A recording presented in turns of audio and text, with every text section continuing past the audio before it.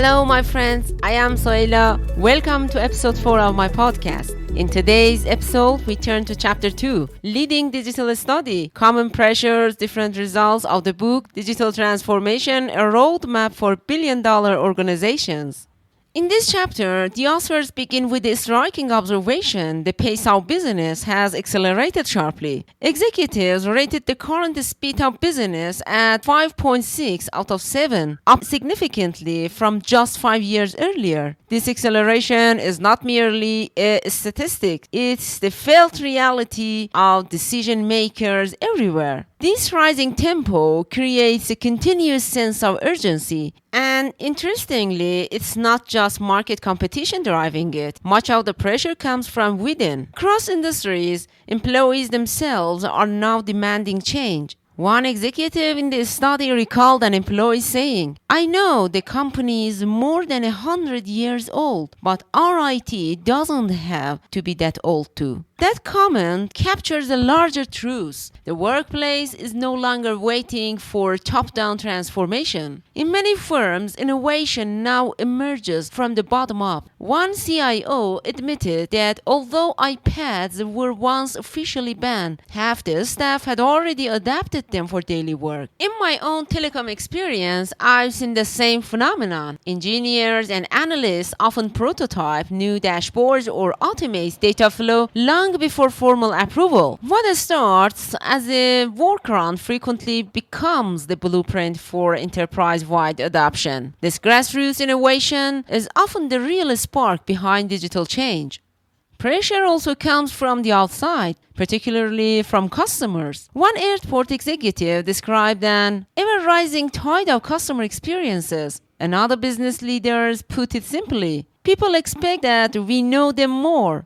Today's customers want more than products or services. They want personalized, seamless, and empowered experiences. Their online interactions have shaped how they evaluate every other encounter, whether booking a flight, renewing a mobile plan, or requesting customer support. In telecom projects, I witnessed this expectation gap firsthand. When we integrated data processing system and big data analytics for marketing concerns about B2C and B2B customers, it wasn't only to improve efficiency, it was to enable contextual, real-time engagement. Customers now expect instant recognition and tailored offers, and any friction quickly erodes loyalty. Competitive pressure reinforces this trend. About 72% of executives in the MIT study reported feeling significant competitive strain to innovate. Some accept the rapid pace as the new normal, while others worry about long-term sustainability. Yet, even with this urgency, when asked to rate their company's innovation culture, the average score was only 4.2 out of 7. That's the paradox. Everyone agrees on the need for change, but few organizations have built the internal capability to sustain it. Considering that globalization, with firms managing operations across borders and mergers and acquisitions, where integrating digital systems and cultures becomes a monumental task, together, these forces create what the authors call a perfect storm driving digital transformation. Here's where the real insight emerges. Although nearly every company is investing in technology, few are realizing transformational returns. Many organizations have deployed ERP systems, CRM platforms, or analytics engines, but they're often used to basic reporting and efficiency gains rather than strategic renewal. The missing ingredient is not technology, it's organizational adaptation. Transformation succeeds only when technology is integrated with process redesign, workforce retraining, and data-driven decision-making. For instance, manufacturers may use ERP data for better financial visibility, but fail to empower procurement team to act on that insight. Retailers collect terabytes of customer information, yet lack analytical expertise to convert it into action. And service firms pilot mobile apps without a unifying digital strategy, resulting in fragmented progress. From my own background managing real-time decisioning system projects, I've observed a similar challenge. Many telecom operators successfully implement data pipelines from core networks to downstream systems like marketing automation or big data platforms. Yet the real breakthrough happens only when cross-functional teams learn to interpret those insights. When marketing, customer care, and network operations collaborate around shared intelligence.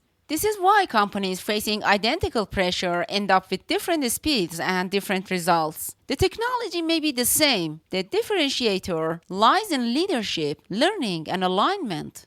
Let's bring this discussion to life with a real-world example from the hospitality industry, Hotel Co., one of the world's largest hotel groups. Hotel Co. already had a strong IT foundation and a successful loyalty program, yet the leaders realized that digital transformation could take them further, especially through social media, mobile engagement, and advanced analytics. They identified three strategic priorities: strengthening their online presence and unified brand experience, expanding mobile engagement and deepening guest interaction, enhancing internal processes to deliver seamless global service. What stands out is that Hotel Co. didn't chase every new technology trend. Instead, they adapted a strategic, structured approach, ensuring that every initiative aligned with customer needs and organizational capability. Hotel Co.'s journey demonstrating that digital transformation is not about installing tools. It's about orchestrating strategy, culture, and technology in harmony.